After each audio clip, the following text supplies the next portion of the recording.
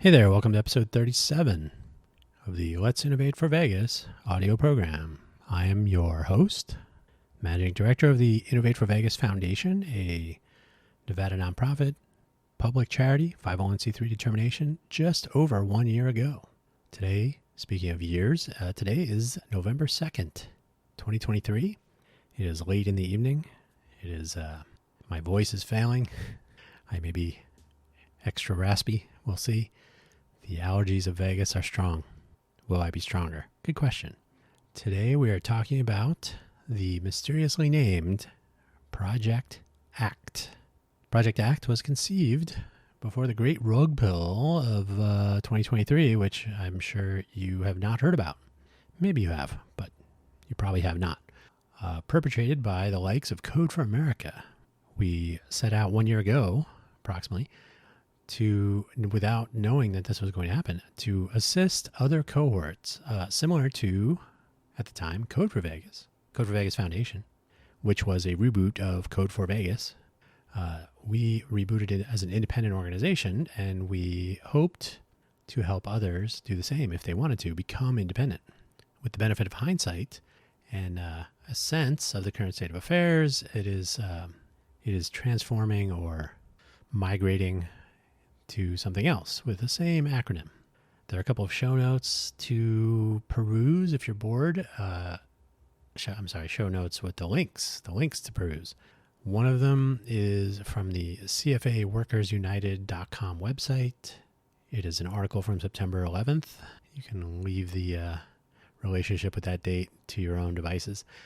It's about Code for America layoffs and some other changes. The way Code for America is moving forward is a little strange. Not for me to be concerned with too much because, and I'll get to this further down, it's not something we've touched on too much, but I will touch on it a little bit more than we have to date. The Alliance of Civic Technologists, a website link, civictechnologists.org, and a link that probably will not quite work if you click on it on Friday, November 3rd. I literally just got the domain name. I'll get to that in a second.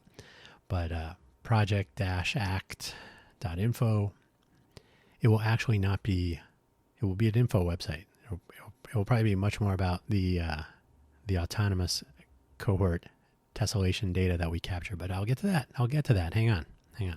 So let's get started. Autonomous cohorts. So we were Code for Vegas.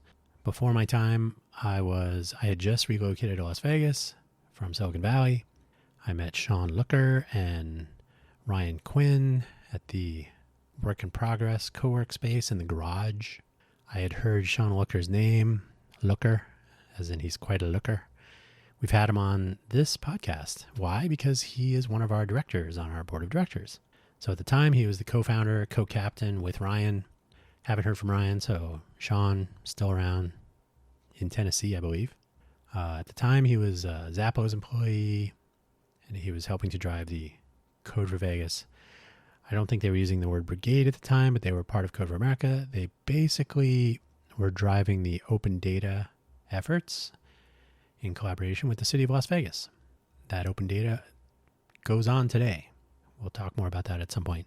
Hopefully, our open data capture platform will take shape and will continue that legacy.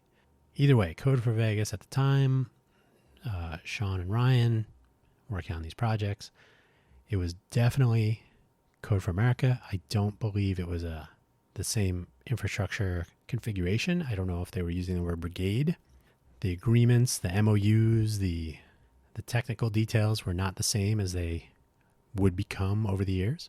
At some point, I think it was in 2016, Ryan and Sean were relocating away from the greater Vegas area, out of state. There was a person who kind of disappeared, so I don't want to say who he was just yet, but it's not a secret. I'm just not exactly sure if, because he does other things. He was interested in taking on the continuation effort when Sean and Ryan were departing. That didn't really come together. So Code for Vegas formally shut down. Fast forward to January of 2022.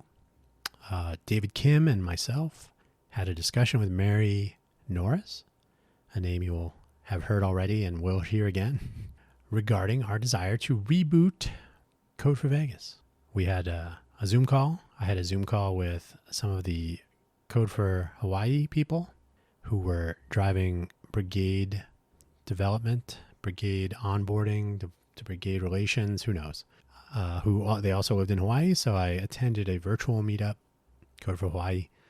Hoi. My roommates in college are from Hawaii, so I'm probably not saying it right. I used to be able to say it more correctly. So we had a Zoom call. I had some questions about how to reboot. My background included a lot of hackathons from being at Intel. I was somewhat eager to get started, doing some outreach, try to take advantage of anyone who is still around, of the meetup.com group for Code for Vegas. We registered the domain name, codeforvegas.org. There was a reimagining at the time, and I was told that it would take a while for us to go through that onboarding process until they figured out what their reimagining would be. That's capital R, capital I, so you know it's a good idea. They didn't drop a vowel. Maybe that was one of the problems. I'm being my usual self. So we purchased the domain name, like I said, and then we eventually started planning events, and we were told that we could not use the name. So right away there was a tension. So we started pondering being an independent organization. So we figured one of the things we could do, and I think I even have some emails about this, one of the things we could do is form our own nonprofit. I had done that before. If I ever talk about food trucks, Owners Association. So Nevada nonprofit is frightfully easy to file and to form. Costs $100, $50 filing fee, $50 list fee, renew for $50 annually. Piece of cake. So we formed the Code for Vegas Foundation. The intent was to be an independent partner organization, I think it was, which was one of the options that was available in a document I read from Code for America regarding brigade relations. So this made sense. We'll form our nonprofit. We'll start moving forward. We will ponder if we don't actually become a part of Code for America as a fiscal sponsor, we can file our paperwork 1023EZ with the IRS and become a 501c3. So in our discussions, they basically stopped. So we went ahead with our filing, and I believe we received our determination letter on October 12, 2022. So just over a year ago. Probably 5 days later, we received a letter sent to my home from Code for America, not our statutory address, which is publicly visible. Can you say vendetta? So I was told I was irrationally exuberant or overly enthusiastic or something. So they did not want us using the name, and they were being quite silly about it. So I pushed back. We received a cease and desist letter from the attorneys of Code for America. I pushed back on them. We even had a ridiculous situation that I will not get into with a local attorney here in Greater Vegas. This is Greater Vegas. Never forget that. A bar complaint would have been appropriate. Anyway, so I pushed back on this attorney. We did not follow their draconian instructions. But at the same time, we were considering the fact that most people were confusing Code for Vegas with, well, if I'm not a coder, then I'm not welcome. So we had already been tossing this around because the Greater Vegas area includes a focus on innovation. There's an innovation district within the city of Las Vegas administrative boundaries. We were having our hackathons in the Innovation Center downtown. Thank you, Don Jacobson. And innovation is just a more generic or general word to apply to creativity, invention, doing new things, thinking outside the box. It doesn't have to be tech. In fact, a lot of cool things are not. You can be tech adjacent, that's fine, but there's no need to be excluded for not having a laptop and a can of Red Bull in your hand ready to stay up for 2 days. We don't really do that anyway. Well, sometimes. But anyway, the notion was then to rename ourselves, which we have. Paperwork with the IRS to be filed with our 990N. There's some slight annoyance there. The government infrastructure is still the government infrastructure. Some things must be filed in written form and mailed. Other things must be filed electronically. There is no combining those. They must be done in the correct order. Yeah. So, renamed Innovate for Vegas Foundation. If, by the way, you want to donate some money to our cause, for the moment, we are, for the last vestigial fintech, EINs, and so on, Code for Vegas until our 990 and name change goes through the machinery. So, but we did rename officially with the state of Nevada. So we are a Nevada nonprofit corporation called Innovate for Vegas Foundation. So a year ago in October, though, right around this time, I was hearing that the Code for Vegas, as an independent organization, was leading some people in other brigades that were part of Code for America. Remember, we were not. We never were invited back into the castle, the Crystal Palace. So rumor has it there was a, why does Code for Vegas get to be independent, grumbling going on.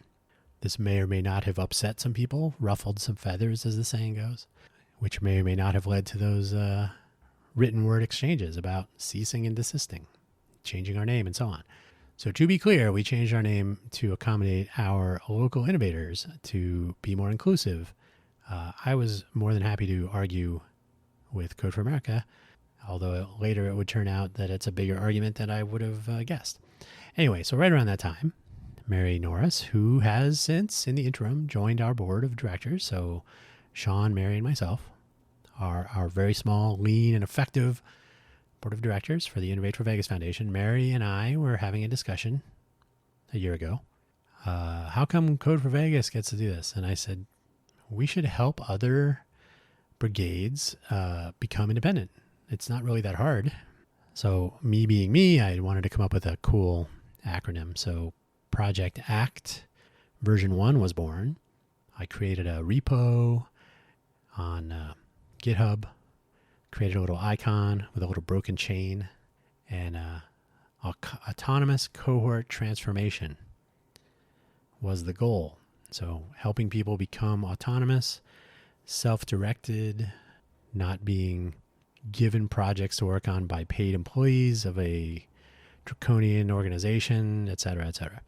So it was around October 2022, around the same time as our IRS public charity determination and cease and desist from Code for America, and our decision to rename. So all these things, very busy month, October 2022.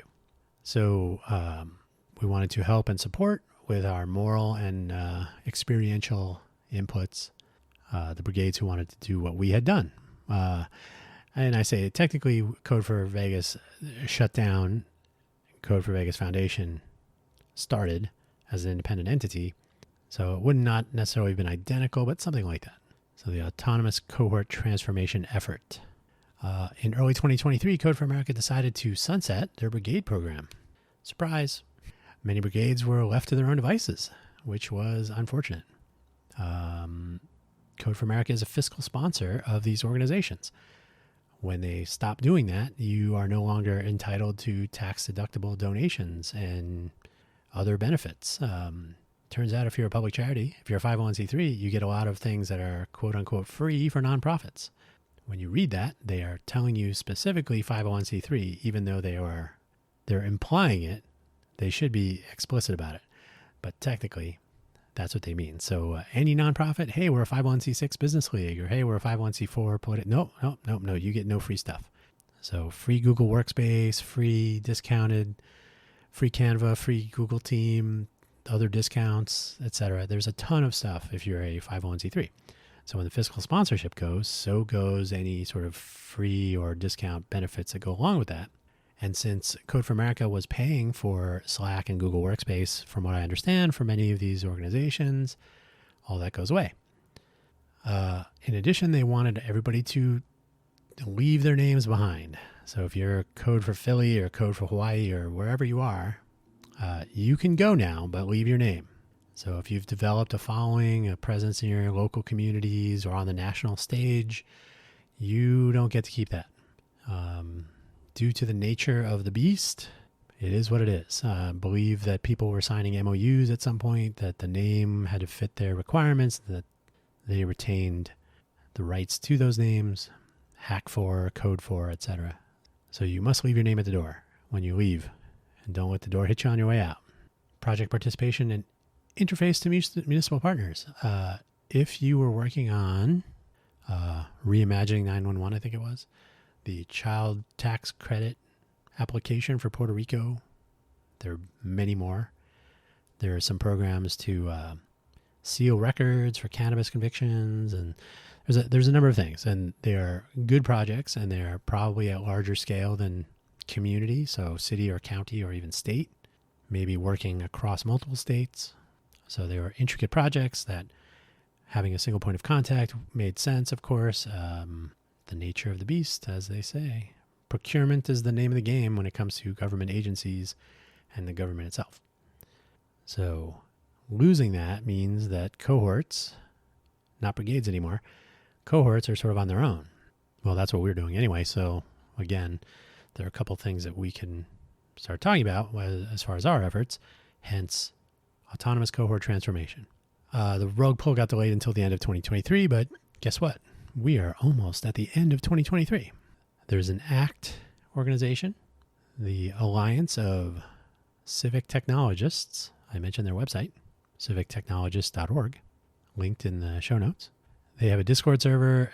They have a cool red, white, and blue star logo, ACT, and they are discussing forming a top-down infrastructure to migrate brigades to, I don't know what they'll call their organizations into the future, but cohorts to be able to be fiscally sponsored or to enable nonprofit and 501c3 charity status in some way, and perhaps get other discounts and so on. There's a committee or a board.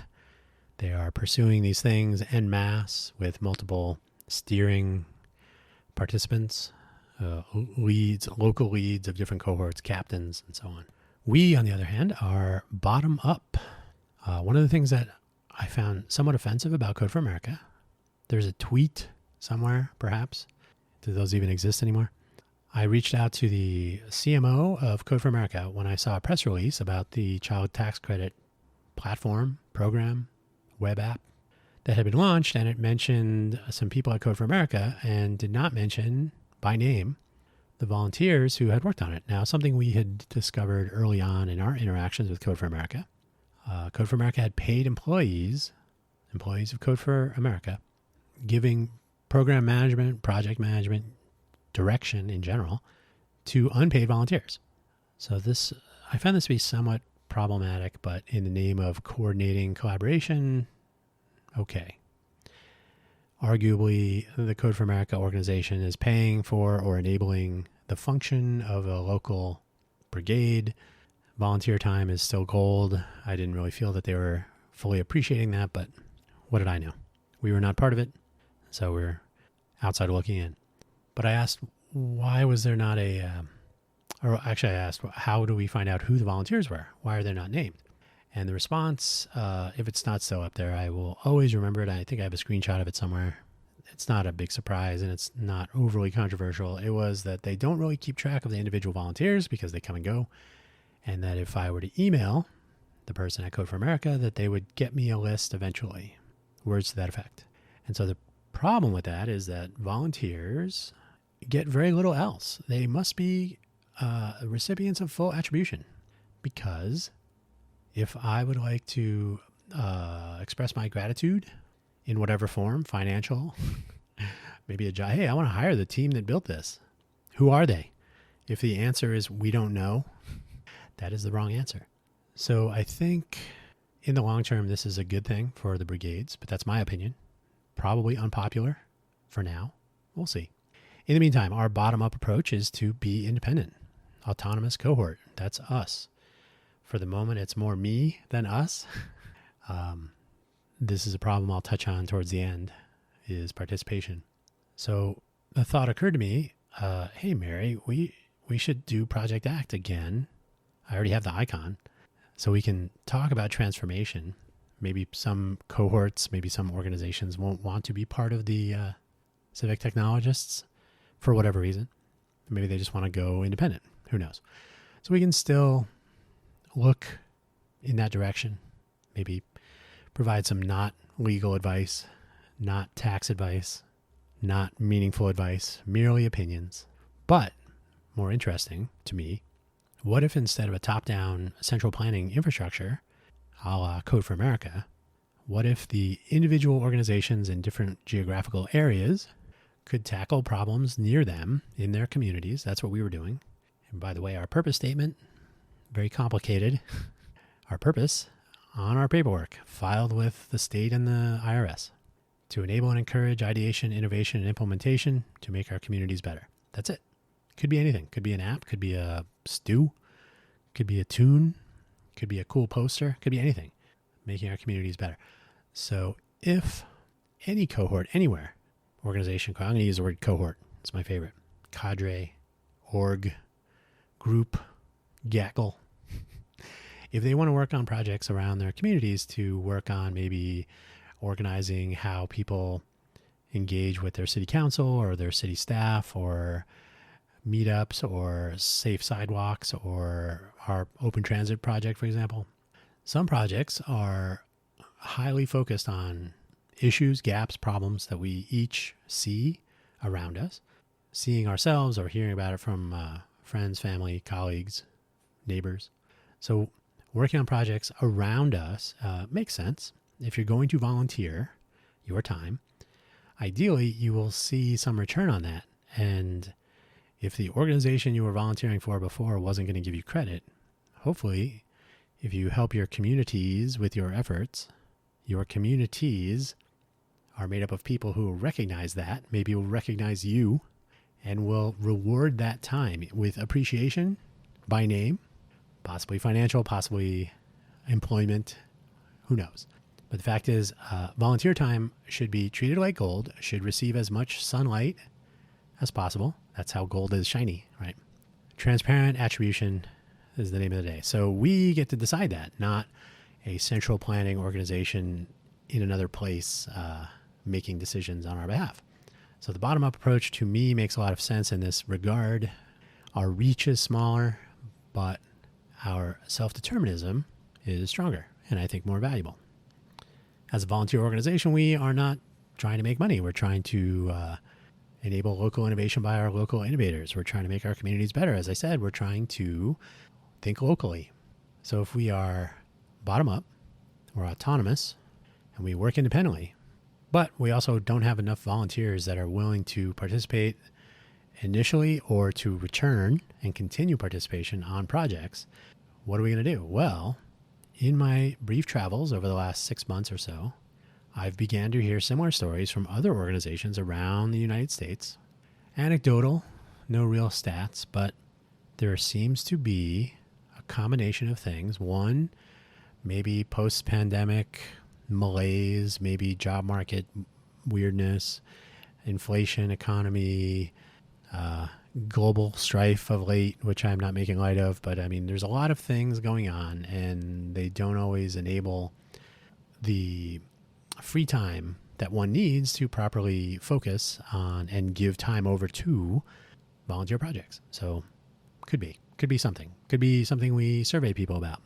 The other thing is with the brigades being shut down when this news came in early 2023, in addition to Code for America layoffs, which just happened September 11th, as I said, or early September, late August, early September. The article posted was September 11th, linked in the show notes. So that's specifically a demoralizing act, right? Like, we're not going to be supportive of you anymore. Good luck. Don't let the door hit you. Oh, by the way, leave your name and badge on the desk. Leave your organization name. So not only are we turning our backs on you, but you don't even get to keep the stuff you were working on, per se. Ownership of projects, if they're open source, hopefully that's not too big an issue, although license transfer is an issue, which is one reason why we do a not uncommon practice. We have copyright projects components, creative works that are contributed to our projects. The parts that are contributed are the copyrights and other licensing are assigned, license rights are assigned to Innovate for Vegas Foundation, not to some organization that could disappear. Plans change, unfortunately, but the closer to home, the better, I think. Not every foundation has your best interests. Code for America Labs might be one of those things. So bottom up, we retain our own self-determinism. The challenge is we are limited to the resources at hand. I don't really have enough hats or heads to proactively engage local, super local, like county or state, or extra local, like outside of Nevada at the interstate or even federal level, or even beyond. I wouldn't mind working with the moon. Mars is too far. But we don't necessarily have the resources, the manpower, person power, the reach, the engagement to develop projects, nor do we have the people to work on them. So that's sort of a self-correcting issue for the moment. But as I mentioned, I've been talking to people around the country, as has Mary, and it seems that this is not a problem only enjoyed here in Vegas. So the idea was this. Suppose, especially as these brigades become not brigades later this year and into 2024 and beyond, they become independent organizations, or they become a part of the ACT, the Civic Technologists, Alliance of Civic Technologists. I don't know if I was saying that correctly earlier. Alliance of Civic Technologists. So they're part of that, or maybe not. Maybe they just stay independent. That also does not help get projects or volunteer collaboration. It might help get projects, but if you don't have people to work on them, it doesn't really matter. So and this is the problem with central planning, right? You cannot possibly know what every person on the ground is experiencing in their local economy, and the economy in this case including not only the typical economic components, but the people, the time that those people might want to contribute to volunteer efforts, the need for oversight, et cetera, et cetera. So the autonomous cohort tessellation component enters the picture. A tessellation is a mosaic. See, it has a T, so didn't have to change the ACT. The mosaic of participating cohorts, autonomous, around the country. So ideally, the Alliance of Civic Technologists will not encumber their organization to prevent this. That would be unfortunate if they did. I don't know if they will. I doubt it. So if you are a organization in Fresno or Sacramento or Miami or Memphis or Philadelphia, who knows, Tennessee, anywhere, and you have one or two people that are regularly volunteering for projects, you can be autonomous. You can determine your own destiny. It's difficult to accomplish things with one or two people, but it can be done. And if you're a nonprofit and you don't have a lot of expenses, you probably don't need a lot of money. So that's good too. That's our situation. However, imagine if you could make use of projects like the Democracy Lab project catalog, publish your project, and have other people find it. Well, there's a small problem with that, and I'm not denigrating this effort on democracylab.org. I should put a link in the show notes. I guess I will. Very useful. However, you should be able to, and this occurred to me when I was working with, I talk to Mary all the time, Mary C. Norris, and her organization, Open Fresno, had a question about integrating a library of image classification for their Trash AI project. So they had one issue. They weren't asking someone to join the project. They were asking for someone to look at this one thing, to integrate this one component into the project. So how do you find the one or two people who are in some other state, United States state, not mental state?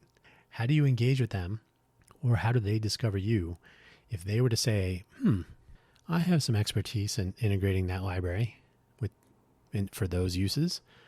I could probably help with that.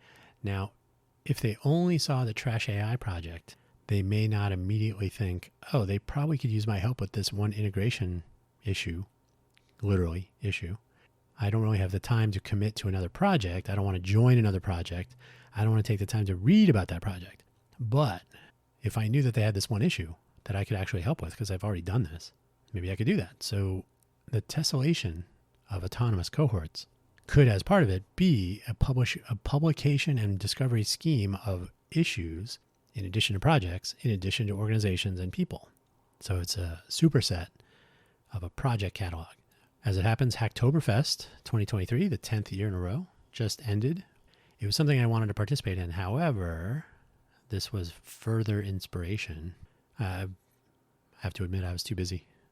We were wrapping up the Space Apps Challenge participation, and it occurred to me, you can't really, if Hacktoberfest is intended to bring people to the table of open source project development contribution, which is great, it's hard for people who are maintaining or working on open source projects already to contribute to other people's projects. Not impossible, but now you only have a month. Otherwise, come November 1st, oh, it's not Hacktoberfest anymore. So to me, I think it sends a weird message in general, right? Again, not diminishing the positive outcomes and the messaging and all that, but another message that could be sent and underscored and, red pen, a couple of underlines, is not just October.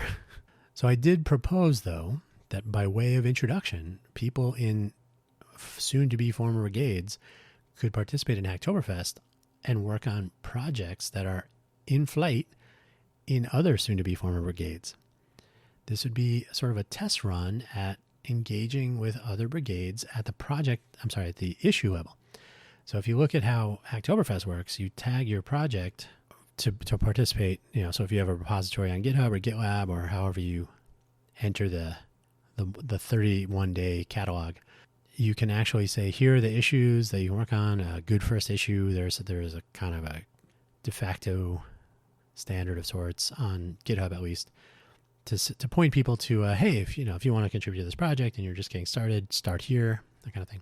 So that's sort of baked in is the notion that you don't have to join this project and go through the whole rigmarole. You don't have to become a part of Innovate for Vegas Foundation. You can just do a pull request or similar. People think it's code, but I think Hacktoberfest did a good job this year of underscoring that any contributions of any kind, it could be testing, could be documentation, could be a number of things, all valuable, all essential.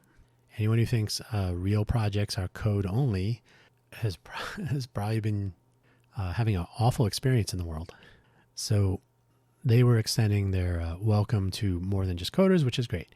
So I was going to attempt to drive this like, hey, this could be sort of a dry run to collaborate across the tessellation. And it didn't really get any traction whatsoever. So I realized at that point that a little bit more effort would have to go into it, and it would not give me much time to participate in Hacktoberfest this year as a contributor. So I feel bad, but I cannot feel bad for long because I work on open source projects all the time. So here we are. Moving forward, there are, as it turns out, plenty of tools, legacy and new, that would make this possible. I'm not going to say easy, but would certainly enable. So the internet was designed from the ground up to be a decentralized communications channel, resilient to attack. It was designed and implemented by and for the Defense Department, DARPA, the Defense Advanced Projects Research Association, I think it is, RAND, all those people. So the notion was to distribute the communication network around so that it had multiple points of failure. DNS is one of them, certainly. But the decentralized nature of the internet was baked in from the beginning.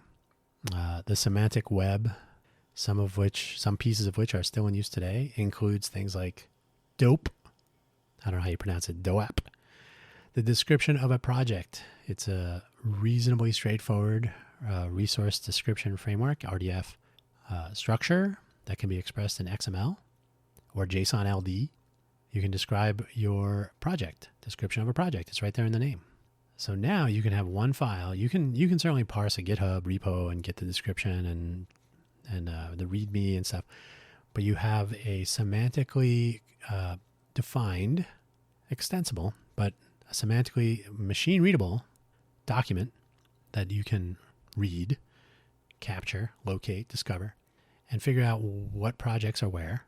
And one of the elements of a RDF DOPE file, I think it's bug-database in XML form, probably others. Bug database. Where's the bug database? Or issue? I think it's bug database, or maybe it's issues. But homepage, where to browse projects. And there's all sorts of slots that you can fill in, so that once I know where your project is, and the nice thing is that dope.rdf is the typical name, can also be placed on your homepage of your website if you have one. So it need not be a GitHub code project. Could be a GitHub project or a repo. Could be GitLab. Could be BitKeeper. Could be on your website. It could be anywhere. Your project may be files in a Google Drive. It could be in an S3 bucket. Could be a Figma project. But you can publish the DOAP file to point to these things, or to at least let people know where they are. If you have a Figma project that nobody knows about, is it part of a larger project, or at least something you could have a dope structure wrapped in XML published on your website so people could at least know you're working on something? Yes. And then you look at FOF, another one, I don't know how to pronounce that, friend of a friend.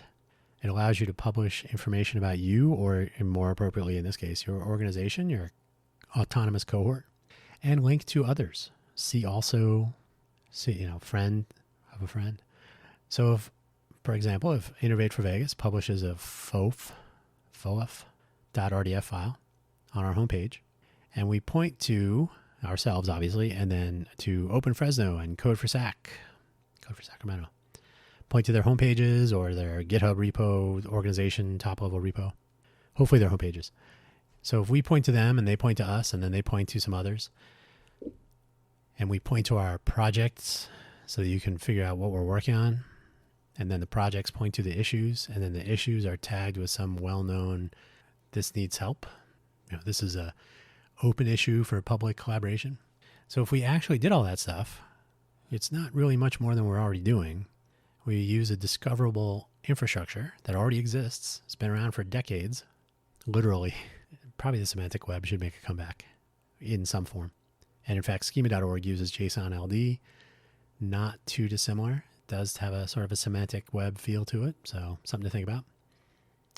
So if we have these well-known files, well-known file names, we have them in easy to find places, next to or adjacent, next to, or somewhere, linked from homepages and GitHub and GitLab repos and so on. And we develop a spider, a robot, to flip through the internet, starting at Innovate for Vegas, for example, and then, go to Code for Sac. Oh, now go to Open Fresno. Oh, now go to other organizations. And then along the way, what are they working on? Oh, okay, here's a collection of project repositories, and here are their issue databases, and let's flip through those issues real quick. Which ones are open and open for public, collaboration? So we'll use some well-known tagging scheme. Maybe that could be something we add to the dope, although no real need to. Maybe. I'll have to check into that. So now the discovery of projects is basically left to each autonomous cohort to publish their information about their organization, the organizations that are their quote-unquote friends. So like a web ring. Anybody from GeoCities days? So like a web ring that interconnects everyone. Rather than saying everybody has to join this Discord or this Slack or this Matrix or this mailing list or whatever, you have your autonomous website. You can use these well-known formats and tools. So you can develop our own. So these are the old ways. We can have mailing lists. We can have, GitHub is okay, especially if you're a public charity. You get free team tier. GitLab, BitKeeper, like I said, you can host your own. So we can use all these tools that are readily available. Some are old, some are new. And now, suppose we have this collection of organizations and projects and open issues that need help. And I have some free time this Friday. I've finished publishing my podcasts, and I'm knowledgeable on how to integrate a image classification library for the purposes of classifying trash. If only I knew of an open issue in a project going on right now amongst my peers that I could, I don't really want to go searching through 1,000 open GitHub issues. If only machine learning or artificial intelligence tools were sufficiently advanced to enable that to happen for me. If only. Do you see where I'm going? So our autonomous cohort tessellation could literally be a machine-readable map of the civic volunteer world, working on projects, blocked perhaps by a shortage of resources, quote-unquote resources. We don't have enough volunteers in Vegas or Fresno or wherever, but if we had one person that could spend a couple of hours or an hour or a day or whatever, or at least know about this issue and maybe point us in the right direction. Maybe the project that we're working on could help you in your location. Maybe your project can help us. One of the things I've been telling people now as we reach out beyond Nevada for volunteers and project participation, Nevada, Southern, Northern gets a lot, but Southern Nevada, if you look at the LVCVA website, I should put a link to that in the show notes too.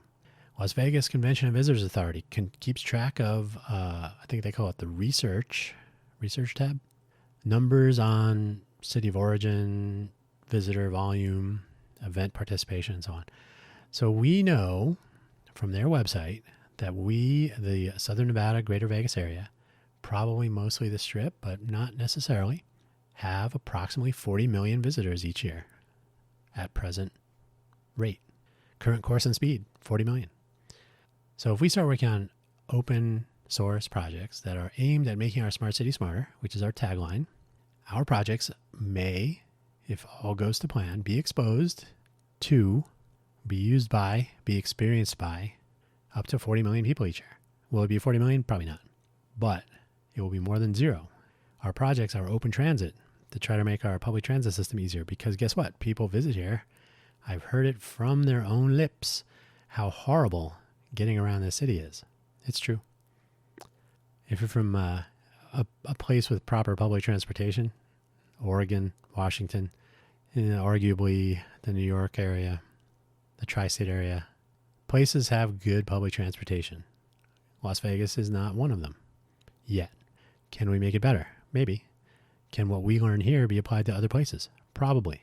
Can our open transit project benefit from contribution of time and energy and creative work from people outside of the Vegas area? Absolutely. Can you take what you learn and bring it to your city? Yes. Sounds good. Our other projects are MyMuni, which is an information sharing sort of a platform idea for a community or municipality. It used to be called My Vegas. That was the only use of Vegas in any of our projects as far as naming, right? So My Vegas becomes MyMuni. The Welcome Project is a user interface for a smart city for visitors. So MyMuni is a user interface for people in a smart city, right? The Smart Social Project would underlie those. That's the real information sharing component. So calendaring and contacts and public data feeds for local blogs and news sources and so on. Certainly podcasts like this. There should be a way to figure out who's publishing what locally about local things. Smart Social, especially if you don't like LinkedIn. You know I don't like LinkedIn. So vLocal. Everybody talks about being a Vegas local. What about being a virtual local? Do I have to be a Vegas local? When I come to town, I kind of feel like a local. I'm part of your economy. What if you're a part of my economy when you're back home? vLocal, inspired by Estonia and their e-resident program. We certainly need some people familiar with cybersecurity and privacy-aware identity to contribute to that project. And it's a project that is not Vegas-centric. Although I do have to say, we are certainly well aware of how loyalty programs work and the cards that are inserted into machines and presented at various places to get discounts and so on. So we have an infrastructure project that may help people. We have our open data capture platform, which is aimed at putting more data into our open data sets. So none of our projects are particularly Vegas-centric at this time. Plenty of room for a collaboration. So the idea is to innovate locally, but collaborate globally. Project ACT, Autonomous Cohort Transformation, Autonomous Cohort Tessellation. So what do we do next? So Project-ACT on GitHub. Nothing there right now. I'm just kind of recreated the organization on GitHub, put up a top-level README and a code of conduct and all the usual stuff. The dope and FOF, some example templates. They're not difficult to get started, but their XML and RDF together are greater than the sum. No, what is it? Greater than the sum of the parts? Yeah. It's a lot of stuff, a lot of options. The Dublin core and RDF and RDFS namespaces and FOF and dope and who knows what else. So we can even define our own namespace. Who knows? But the fact is these exist. So we can create some examples. We can start publishing on GitHub or on our homepage. Project-act.info will spring to life in coming days. Mostly the goal there is to be a hub of information, hence the TLD, top level domain, not to be the owner, a starting point, but not the arbiter of collaboration. So really, project-act.org should never exist. Project-act.info is a resource. We'll try to get some tools running to do some spidering and some analysis, but really, dope files can be small. We're talking a couple of kilobytes. We're talking text, short descriptions, paragraph here, a name and a URL there, a bunch of tags. For a small project, there's probably more tags than text, the parts that are in the tags. So those parts are not tricky. They're not too difficult. Spider code should be pretty straightforward. There are tons of robot pieces of code out there. There's RDF being what it is. There's plenty of code out there that does exactly what I've already described.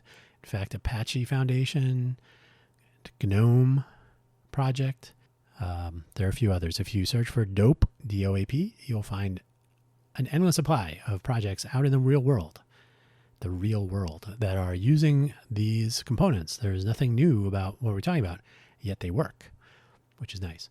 So we'll use open standards on an open web to start connecting people. We will use new technologies, like I mentioned. If we can use some AI to match open issues with people that want to contribute to projects that are outside of their community, great.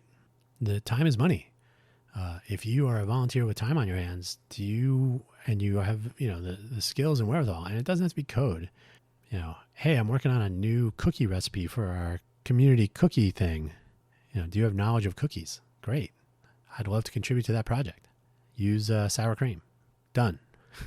So if volunteer time can be connected with issue need, with a gap that can be filled. So the gap needs to be defined, mostly, unless somebody has even more time to help with that.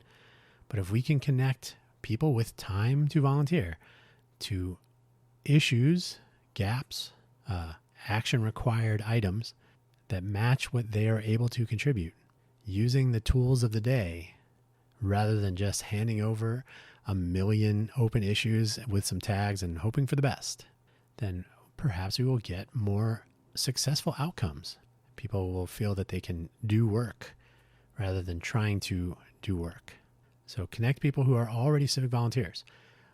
Hacktoberfest, I think, is an interesting idea. It's a very interesting idea for what it is intended to be. Thinking back now, do not believe it was the best way to attempt to connect soon-to-be former brigades. I have a feeling that many people have a similar view that, I'm already trying to do things that I don't have enough people for. I can't go searching for other projects, and we should try to fix that.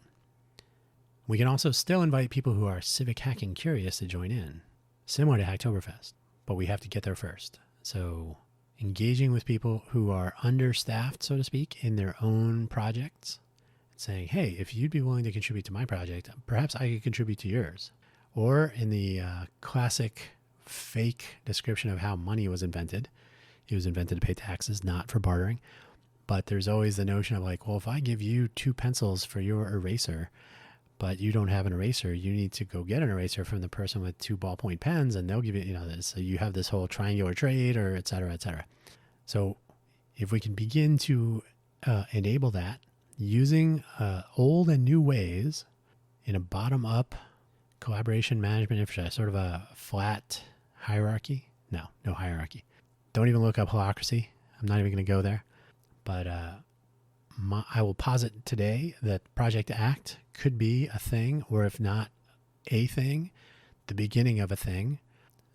We can learn along the way, and perhaps version 2, by some other name even, will help to make the most of civic volunteer time to enable positive outcomes, taking advantage of all of the ethos and upsides to open source software and open source project, Creative Commons project, development, deployment, sharing, attribution.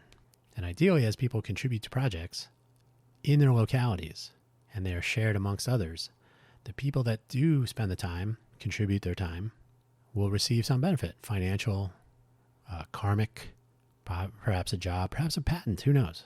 A lot of things are possible if we can push that boulder up the hill. If you're a fan of Sisyphus, as I have to be, then you know what I mean. So that is Project ACT.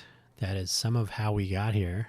Today we have like one regular volunteer when he's not creating audio programs and doing various other things. To give you some idea, I have a CERT, the Community Emergency Response Team, a FEMA organization of volunteers, a CERT exercise on Saturday. So that throws off some of my volunteer time away from Innovate for Vegas or Project ACT focus, but that's what hours are for. But Project ACT, we're doing some projects here for our local economy. Some of the tools that we're developing will fit nicely into that as they come online. It would be wonderful if I could find 2 or 3 other people somewhere in the country who are civic volunteers themselves, who may be frustrated with the state of affairs with the top-down central planning infrastructure as it was, who might be interested in some smarter smart city ideas and innovation and implementation. Maybe 40 million people will see the results of that effort. And maybe people around those contributors will as well. So that's where I'll leave it. Today is still Thursday for about 10 more minutes. Thursday, November 2nd. Thank you for listening as always. Thank you for your consideration. And if you would like to be supportive of Innovate for Vegas, don't forget we're a 501c3 public charity. Our website should definitely be linked from wherever you're reading this. innovateforvegas.org, spelled out, no dashes, dots, except for that .org. Innovate for Vegas, one word, FOR, innovateforvegas.org. There's a donate button. You would donate to Code for Vegas for the time until the IRS and the paperwork gets sorted. It takes forever, and if you're a volunteer, it takes even longer. But there you go. Don't forget you can also contribute your time to our projects. You can participate. You can tell a friend to do the same. Join a hackathon now and then, and we'll go from there. Let's make our smart city smarter with local innovation by local innovators. But you don't have to be local in Las Vegas. You can be anywhere. Everybody is a Vegas local if they try hard enough. Thank you very much. Until next week.